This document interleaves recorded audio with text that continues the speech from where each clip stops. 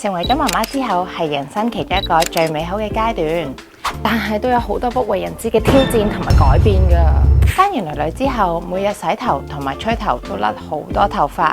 有時朝頭早起身，成個枕頭都係頭髮啊，髮量變得好少同埋好薄。同身邊好多媽媽傾開偈，發現原來好多媽媽產後都會經歷脫髮嘅問題，所以佢哋就推薦我去 Hair Forest 做育髮療程。